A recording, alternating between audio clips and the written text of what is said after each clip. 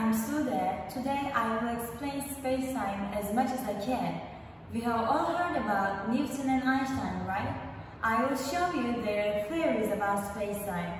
After that, we will talk about special and general relativity. But first of all, what is space and what is time? Space is the boundless three-dimensional extent in which objects and events have relative position and direction. And what is time? Time is defined as the duration in which all things happen, or a precise instant that something happens. But what about space-time? According to Newton, space and time are real but not genuine. Space and time are unaffected by events occurring in it. Space is rigid and non-flexible. Space behaves like a stage for event, action, and motion. Time is constant, and space and time are absolute. For Newton, heavier objects pull in others more instantly. That's why planets moving around the sun, and this explains how we can stand on the ground. According to Einstein, space and time are real and genuine. Space and time are affected by events occurring in it. Time is changeable, space is flexible, space and time are relative. Space behaves like a stage, but it is not rigid. Space and time should be considered together and in a relation to each other. For Einstein's calculations, light was the fastest thing in the universe. Between 1905 and 1915, he developed the theory of relativity. He imagined the three dimensions of space and the dimension of time together as a fabric surrounding us by the celestial bodies, and he called it space-time. Let's say this ball is sun, and imagine the sun as a very heavy bowling ball placed in the middle of the trampoline. The ball makes the surface of the trampoline dip, right? And this curvature is what we feel as gravity. Part 1. Classical relativity. First of all, we need to accept that there is no such thing as absolute motion and absolute rest. Objects move relative to each other. And Part 2. Time dilation and length contraction. We all know that nothing travels faster than the speed of light.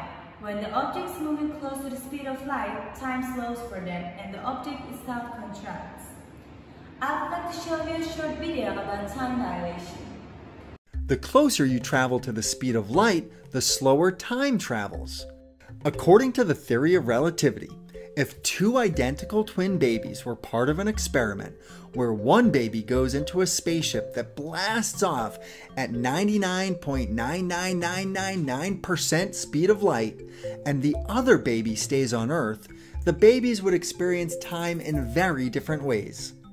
80 years later, the baby on Earth would be an old man, and the baby in the spaceship would have only aged 1 day.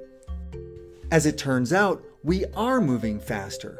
The universe is expanding, and this expansion is happening at an accelerated rate. As you can see, the baby in the spaceship only aged 1 day, while the other baby getting older and older.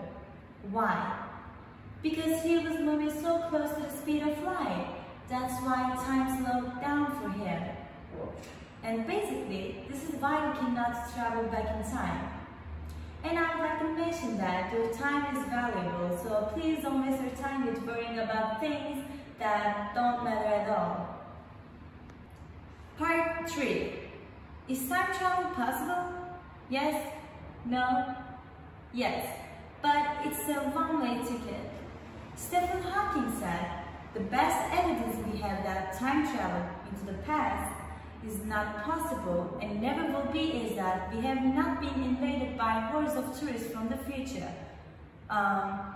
He is absolutely right. But I believe that there must be something we have missed. Have you ever watched Interstellar or Inception?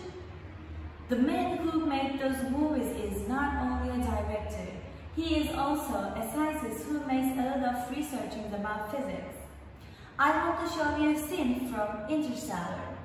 For the ones who haven't watched yet, the movie is about a man who is stuck in the middle of the space and he tries to send a message to his world from different dimensions.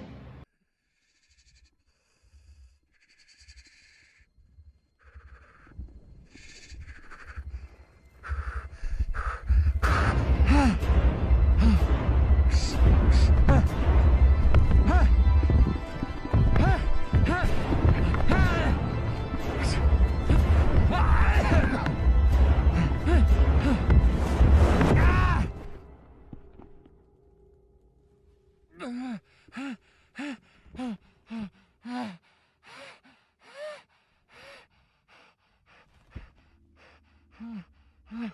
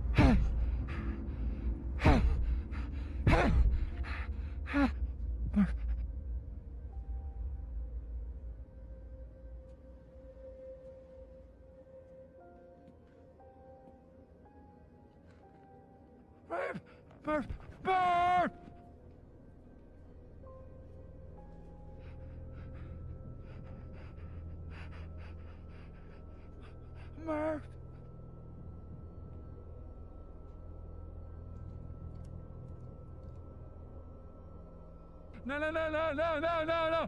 Bird! Bird! No!